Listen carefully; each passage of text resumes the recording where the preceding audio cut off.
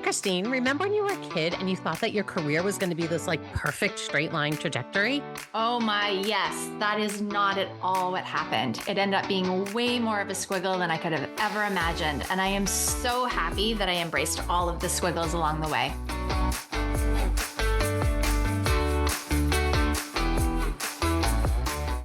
All right. Welcome everybody back to Embrace the Squiggle. How are you doing, Kristine? I'm so good. Excellent. And today we are trying something new. We are trying Squadcast for the first time. So we're going to see how this goes and see if we're going to go forward with it. So I have a question for you, Kristine. Okay. I have been leading 2 cohorts of new and emerging leaders. And so this is with an organization, and the folks in this group are either people who have recently moved up to a management role, or these are folks that they have chosen to say, we know we're going to move you up to a leadership role sometime in the next year or two, right? Like these are folks who have the potential for leadership. So one, I can't applaud this organization enough for seeing the need to offer leadership training and management training to folks before they become managers, as opposed to having to go in and retrain everybody once they have really bad management or leadership habits. So I have 22 hours with this group. So it is a lot of training time. I'm so excited for this group. It's fantastic, right? It's 20 hours with the full group together and 2 hours of one-on-one coaching. Yeah, right? So it's so great to see organizations doing this. And I would love to chat with you today about some of your thoughts on what are the things that you wish you knew when you moved into your first leadership role, or that you think people should know before they move into their first leadership role. So I'm going to start with the first one that we can chew on, and then we can move on to the 100 others that we can think of. Right. So the first one that I always come up with is, it is going to be difficult to start managing people who you were peers and friends with. Flat out. Yep. Full stop. Right. And to acknowledge that. And I think sometimes we have to actually say it out loud, right? Hey, Kristine, like you and I used to be peers and now I'm your boss and this is going to be weird. There's that moment of redefining the relationship and the boundaries. And I know, so I had this situation and I know you have too. And if I could go back and have a redo, I would not have assumed that we were on the same page. So I didn't have the conversation. I just shifted. I just made the changes that I knew I needed to make. Other individual did not. So my first, just to back up what you've just said, is you need to sit down and you need to have the conversation. Redefine it. What does this look like? What does it feel like? What's on limits? What's off limits in terms of information? And I think the other piece too is really having a conversation around the person who's moved into the leadership role. They are now responsible for you. They are delivering feedback. They are delivering, if your organization still plays in the sandbox of performance reviews, they now hold cards in terms of salary increases, promotions, my list goes on. It all has to be put on the table. And you need to redefine the working relationship. And I'm going to go as far as you need to also decide whether or not their leadership style is actually right for you, because it might mean that your time on that team isn't as long as you had originally anticipated. Yeah, I'm thinking back to somebody I coached a few years ago who had moved into a leadership role and was best friends with one of the folks who she now was the boss of, right? Was the manager of. Best friends to the point that like she and her husband and the staff person and their husband went on vacation together every year. Right? These were 2 folks who were really close. And at one point she said to me like, well, should I have turned down this promotion? Should I have made this person switch roles? Like what do I do? And I don't know that there's an easy answer, but the reason I came in as a coach was that the rest of the folks on the team were regularly complaining to HR that this person was playing favorites. And even if she kept saying she wasn't, that she treated everyone the same. And I was like, even if you are consciously treating everyone the same and you think you are treating everyone the same, your whole team sees you go on a 2-week cruise with somebody else on the team. And that, everybody's going to assume you're going to be talking about them, right? There's an assumption that happens there. And it was really tricky. The leader ended up leaving and getting a job at another company while we were coaching. And then her best friend ended up leaving and following her there. So I have a feeling the exact same situation was going to repeat itself. Well, and that's where you have to sit down and you need to decide, you're not just redefining the working relationship, you're also redefining the friendship. And if the friendship trumps the working relationship, then you need to have a conversation in terms of maybe we both go look for new jobs. I wouldn't recommend at the same company because just what you say, like that's like we need to change the pattern here.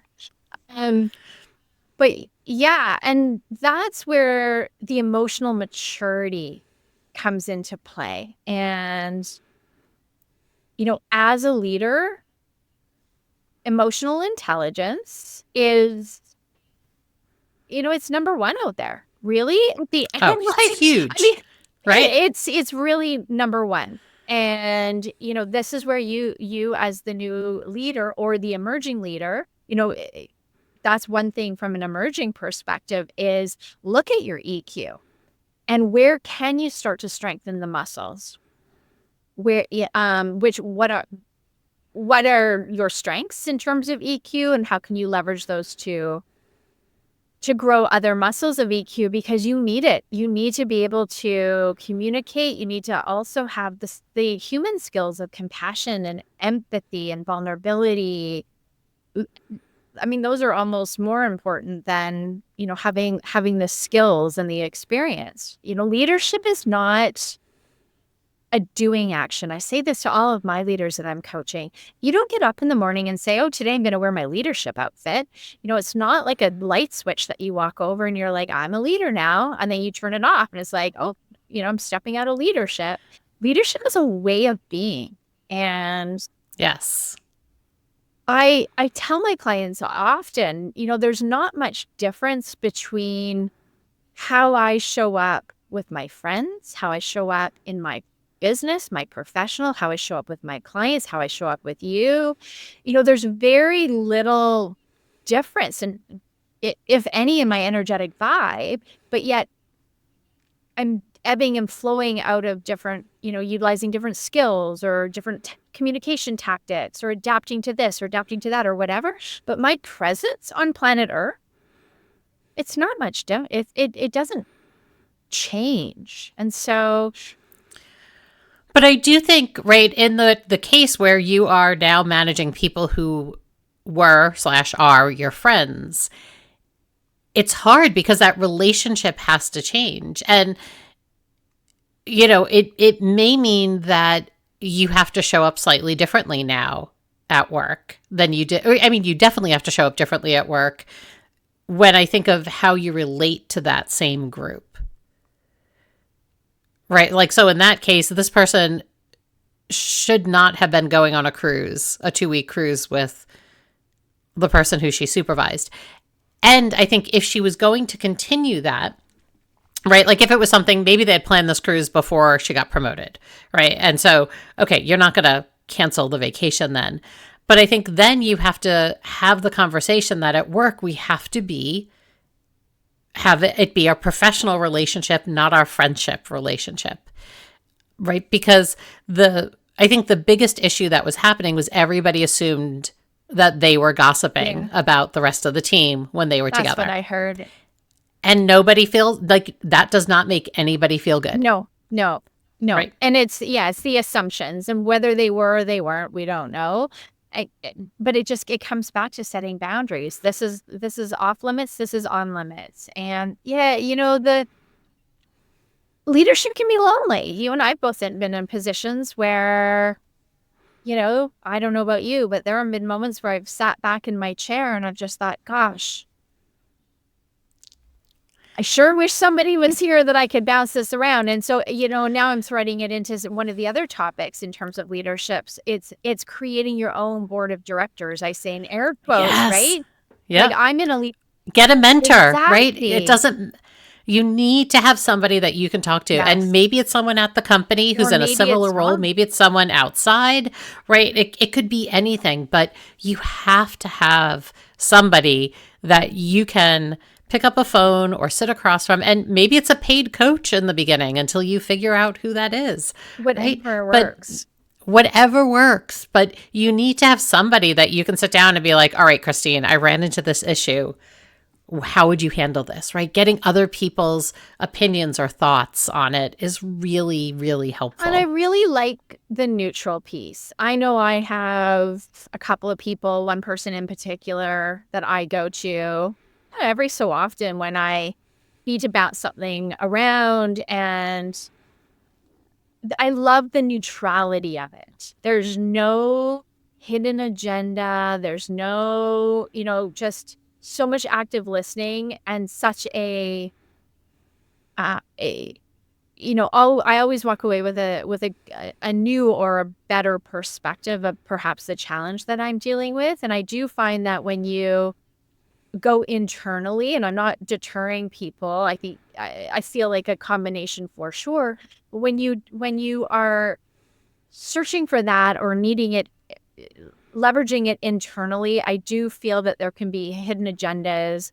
There can be aspects of negativity. There can be, it's not as neutral. And so, yeah, I find internally really only works if it's a big enough company. yes. Right? Internally doesn't work if you're a team of 25 or 30, No.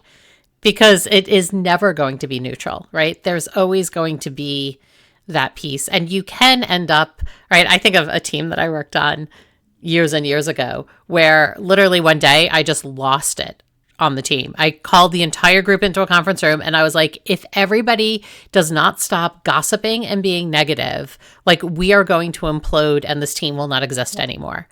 Because it was a small team at a small organization, and all anybody did was chit chat about a whole variety of things that made it feel like high school.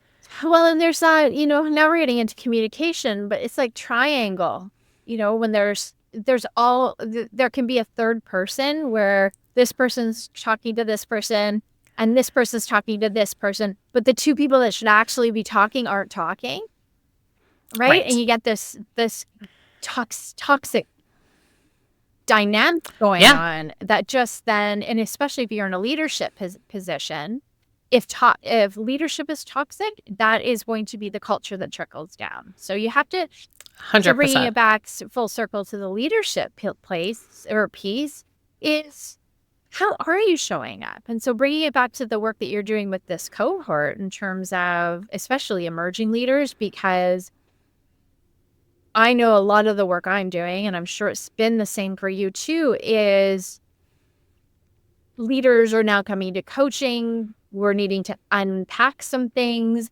And I know for me, eventually, within however many conversations, I uncover that their first leadership experience was very negative, and they've actually adopted that presence and that style, thinking that was, well, that person got promoted, that person is in that role, so I must have to do it like them.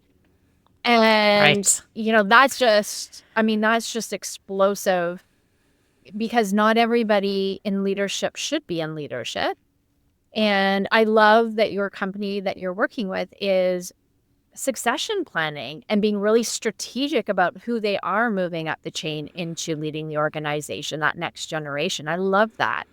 Well, and truthfully, when they contracted with me on this, one of the things they said was, we want people to really think hard as to whether or not they want to be a leader. Right. And so as they were doing this training, we're talking about the good, the bad, and the ugly of what it does take to be a leader. Right. And we're throwing just basic case studies of like, what do you do when, or how do you handle these situations? And folks are like, oh God, I would never want to deal with that. And you're thinking, this is what leadership is, right? Being the manager doesn't mean just more money. It No? often means more headaches, Well, right? And it could be more headaches, but you still love it, right? There are people who are really good at that conflict management. So a perfect example is somebody, after every session, I tell folks to email me what I keep saying, like any case studies or anything that's coming up for them in the work. And somebody emailed me and said, okay, so I have a peer who's in a leadership role and they are very focused on the minutia. They are never at the high level. They are such a micromanager, right? And so they've done things like read the transcript of Zoom meetings to double check to see if people said something that might be inaccurate and then go back and send an email and correct it, right? Like that type of stuff. And they were saying, so as a leader, the person was saying, how do I not become that? Like, how do I make sure I don't become the leader? Because this person, of course, doesn't see themselves as a micromanager. No micromanager ever does. They see themselves. Control written all over it. Oh my God. Right? Right. But what do they see themselves as? They see themselves as a good leader who's making sure they know everything that's going and that's on. a myth. So, Right. I love this. I love what you've just brought up. You didn't say this exactly, but this is an offshoot. I feel like there's societal expectations, myths or whatever, that everyone has to move into leadership. And I'm going to, bring Gallup, because I know how much you love your Gallup, is some humans they're not built to be leaders. Their strengths are better suited in different roles within the organization. Yep. And it is okay. I'm actually just pulling together a post. I'm not going to give away my next post. But it is okay to say no. And this is the piece around where companies put people in positions because they need somebody there, but they don't actually sit back and say, gosh, what are Colleen's strengths? Where do we get the best of her? Is it moving her into a leadership role? Or is it more of a team lead? Or is it execution? Or, whatever it might be. Yeah. Yep. And I feel like companies don't educate themselves. The leaders that are in place do not educate themselves. And I'm going to use the word intimately from the perspective of getting to know their team members. Yep. And, this is a shout out to if you are in a leadership position and you can't tell me, if I'm your coach, what your team does well and are they playing to their strengths, that is your invitation to go and have a one-on-one coffee and start getting to know the people on your team and where they deliver, what lights them up, what motivates them. And it might not be leadership. And that is okay. Right. And then I think it's also up to companies to figure out, how do you figure out a growth plan for somebody who does not want to manage people? Because people still want to grow and learn and move up. And the really good companies in the world have figured out there's a way to keep people, right? Keep people working for them in jobs where they're happy and they're doing a great job and being able to move up without that moving up having to be, you now manage a team of 20. Right. And, and I shout out for succession planning because, the word permanent no longer exists. Every person is replaceable. Every person is impermanently in a position, more or less. That's a whole other conversation, but let's just roll with that in this moment. And, be smart. Be responsive, be proactive. Don't be reactive when somebody gives you their 2 weeks notice. Right. And truthfully, if you have anybody who's a superstar on your team, it is very likely that other people in your industry know that they're a superstar. Oh, yeah, they sure do. And are trying to poach them 100%. because, right? Because good employees are going to get picked up really quickly. And they're going to move around because they have some great opportunities. Now, if you create those opportunities for them within your organization and you're having those conversations about growth and what do you want to learn, right?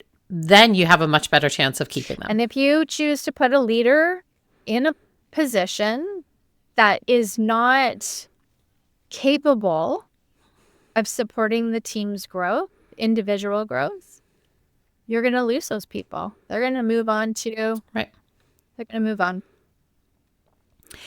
And for most folks, I think they don't always realize that for the majority of leadership positions out there, your job is now the people.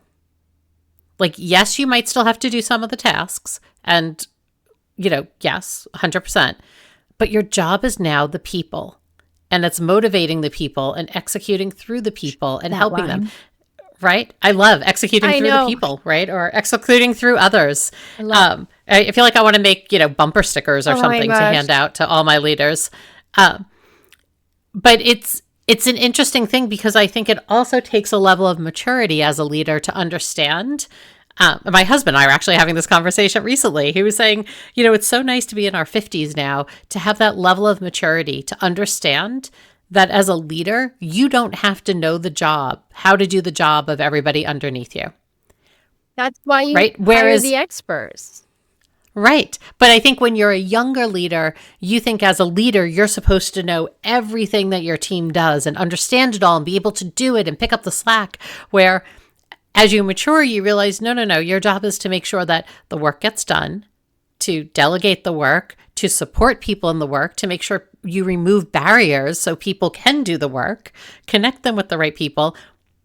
But you don't have to, and nor should you, be doing every job on your team. Oh my goodness. I could tell you about a client I'm coaching right now. It's quite a long story. Like high level, she was having a meltdown because she moved into leadership. And there was somebody on her team that was more technically savvy. This woman is a PhD. She's brilliant. And she was having a freaking meltdown in every coaching session. And then I finally got her to see through the lens. It's like, you are the team leader. I was like, this is your position. Anyways, we finally had the mic drop moment. But this poor woman has been turning herself into a freaking knot because she felt that she needed to be just as technical. And I was like, no. So that is a myth. It is a myth that you need to know everything. And I absolutely love that quote when you said it in whatever conversation and you were like, lead through others. I was just like, oh my God. You've got to get out of the weeds. You've got to support your people. And honestly, when you surround yourself with competent, amazing humans, it actually brightens your light, even if you don't feel like it. But they are actually making you look really good as a leader. You don't need to be front of stage anymore. People know. People know who's driving the bus behind the scenes. Right. And I think, a great leader, their best question they can be asking their team every week is, like, what barriers can I remove for you? How can I support you? What do you need? Right? Because the other thing that I will say, so what we started actually this cohort off with, day one, first half hour, I broke people into two groups and said, I want you to make a list of everything, all the attributes, all the ideas, all the things of a great leader. And then the other team got the worst leader, right? Best leader, worst leader. And we started talking about this and I asked everybody to tell two stories, like one about the best leader they worked for and one about the worst leader they worked for. And we started to think about, okay, what were some of the common threads in these best leaders and worst leaders?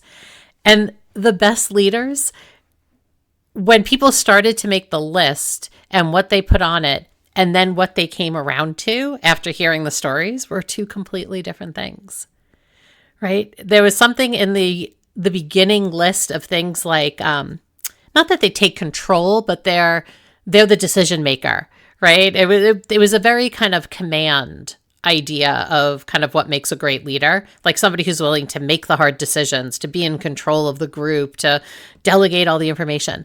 But when I asked people to talk about their best leaders that they worked for, what did they talk about?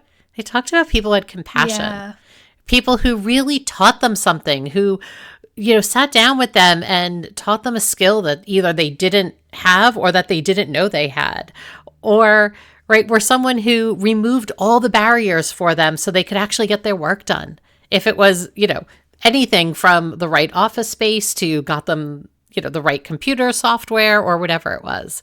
And it was such an eye-opening exercise for everyone to think about, gosh, right, what we instantly thought of when we thought of what makes a great leader, and then what really makes a great leader were two completely different things. It is no longer command and control.